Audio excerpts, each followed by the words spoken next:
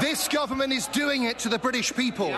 High tax, high inflation, low growth, low reform. There's a word for that, Mr. Speaker. It's Starmerism. The Labour Party is currently plunged into real chaos. Rayner was severely criticised by the opposition. The recent budget collapsed with a deafening crash, like a fragile cup smashed into small pieces, provoking the fury of farmers who, like a volcano ready to erupt, are not going to stay away. They are already rushing to London on their powerful tractors, with tools in their hands, ready to stage a real riot that will make all of us tremble with fear. As for Rayner, despite her attempts to join forces, she was ruthlessly defeated by the deputies from the Conservative Party, who were clearly determined to give her a good beating, like predators hungry for blood.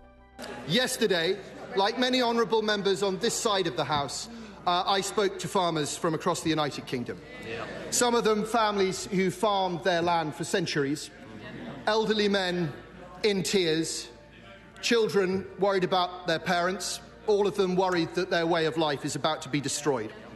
What would the Right Honourable Lady like to say to them? Oh, you're already up to date on the latest developments, aren't you? Starmer has set his sights on our farmlands, the very foundation on which our food supply rests. And what is he up to? This year, he imposed taxes on farmers that they didn't even know about, thanks to his genius budget. How cynical it is.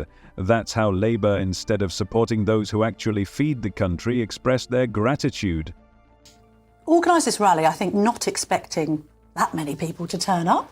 No, it was very difficult to get people. We wanted people to register, so we had an idea of numbers to tell the Met of how big a space we'd need, and people were a bit nervous about registering, thinking that they were going to be on some database somewhere. Yeah, sure. So we were trying to gather well, hold on, 25% seem to be registering, so we think we're going to be around 40-odd thousand, which we think we had over that now. Amazing. And actually, it does seem to be really cutting through with the public. We've got a petition now calling for a general election on the back of this controversy. Let's just put to you what the Prime Minister has said about this, and you can perhaps clarify whether you think he's telling the truth or not. He said, for a typical case, which is parents with a farm they want to pass on to one of their children, by the time you've taken into account not only the exemption for the farm property itself, but also the exemption for spouse to spouse and then parent to child, it's £3 million before any inheritance tax will be payable. Where have all those promises that Starmer and his team generously distributed to get votes gone? Empty chatter, isn't it? Lies and cunning. Now, this man's honesty has been questioned, and every farmer in the country is shocked by his betrayal. It's not just a disappointment, it's a blow to the heart. A complete collapse, my friend, an absolute collapse. How can you betray those who work for the benefit of the whole nation in such a way? Well, first of all, Mr. Speaker, we are absolutely committed to our British farmers, and that's why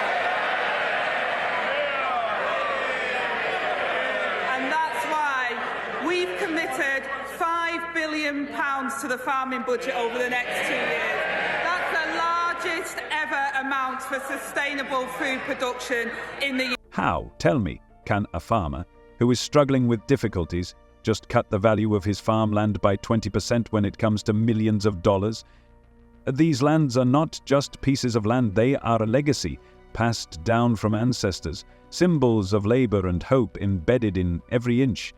Previously, under previous governments, farmers could work without unnecessary worries, without taxes and bureaucratic barriers.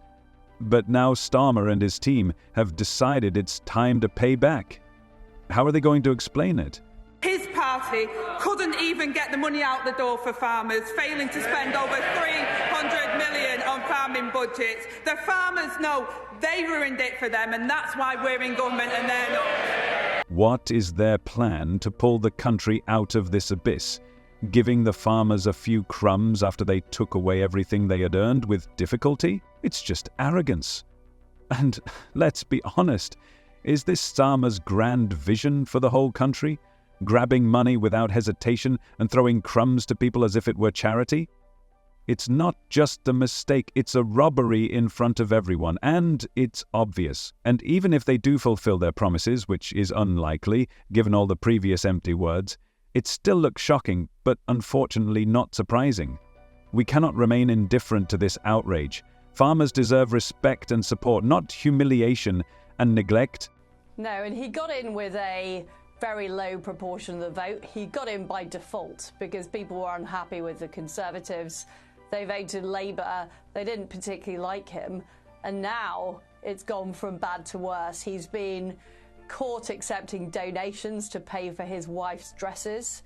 He's been accepting more freebies than any other MP in Parliament. But meanwhile, because of their disastrous economic policies, they are cutting payments to old people, just as energy prices are going up here in the UK. So it's a disastrous start for his government because they came in with no ideas about what they were going to do, apart from saying the Conservatives are evil. That was their only policy.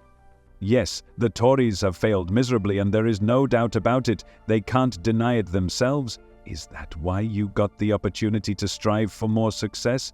Not just to outshine them, remaining the worst among all the failures? You should strive for real triumph and not be content with a pathetic comparison with the failed ones. Well, perhaps the Right Honourable Lady thinks that everyone came to London yesterday to thank the government. Let's look at the facts. A typical mid-sized 360-acre family farm in the constituency of my Right Honourable friend for Thirsk and Moulton. They've spoken to their accountant. Their new liability because of this government is £500,000. That's 12 years' worth of profit. When this generation passes away, that farm will become totally unviable, and it's just one of thousands and thousands of similar farms. Look, from the very beginning, all we've been hearing is your endless whining about how the Conservatives messed up everything. It already looks like a broken record, which is annoying. Let me tell you straight out, people are tired of empty talk and inaction. They need specific answers, and they demand them immediately. You are in power, so stop fooling around and hiding behind words. Admit it! Stop beating around the bush because it's not going to get any better. People are waiting for actions, not words. Thousands of farmers are, as we speak, closing in on Westminster to vent their fury over changes to make them start paying inheritance tax on properties worth over £1 million.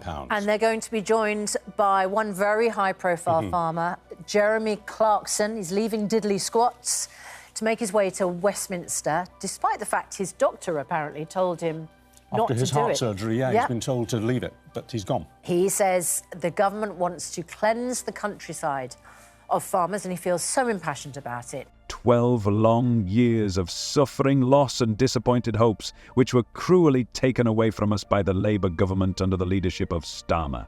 Hypocrisy? Of course, this is just a cry from the soul. Stupidity? It's definitely unbearable. And perhaps Alex Burrahart is right.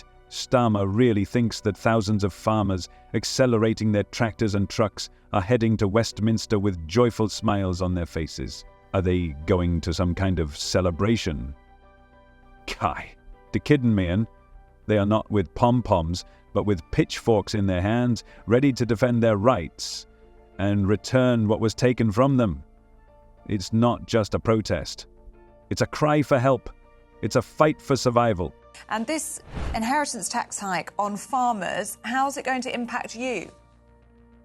Well, it's terrible news, to be honest, because without sounding flippant, £1 million of farmland these days, it's 100 acres. You can't. People who have 100 acres have a full-time job. So anything over that, the add on 20%, and also we forget the capital gains tax as well on top of that, as well as high interest rates to borrow against that. It's unviable. It's not possible. I mean, I'm a seventh generation farmer on this farm I'm at. We've been here since 1703, and we hand it down. It's what we do. We're not sitting on this huge asset to be able to then sell it to live the life of Riley. We're doing this to produce food that keeps you alive. I mean, I don't know how hard that is to understand for people in Westminster. Let's clarify one important truth. Most of those against whom Labour is making its absurd proposals are not wealthy owners of luxury mansions, tax evaders. No, these are the real heroes of our time. Farmers who from generation to generation work with love and dedication on their lands, cultivating hundreds of acres handed down to them from their ancestors. These people have invested their whole lives in agriculture, and they are the foundation of our country, being the cornerstone of the United Kingdom. Their work and dedication deserve respect and support, not attacks. But we're producing something that we don't have to be rely on from another country. We're doing it ourselves. I mean, we learned from the energy crisis, don't rely on other countries to supply necessities to keep us going. And this is food we're talking about. People need us. I mean, it's the same old story, and I hate repeating it. You know, it's, oh, you need farmer 3 times a day. Well, it's true. Nobody needs anybody more in the UK than we need a farmer. Like, I don't know how hard it is for people to commute that. I mean, are they making these decisions while they're sitting, tucking into their porridge in the morning or their sandwiches for lunch? I don't understand. They're killing the hand that feeds them, literally. Let's take a frank look at this terrible situation. The people who feed our country may soon find themselves on the brink of survival. These are not just words, this is the reality faced by many farmers who are forced to close their family farms because they are unable to maintain them. How unfair it is, and who is to blame for this? People from Downing Street who come up with new clever schemes every day to deceive us ordinary citizens. What do you think about this video? Share your thoughts in the comments. See ya.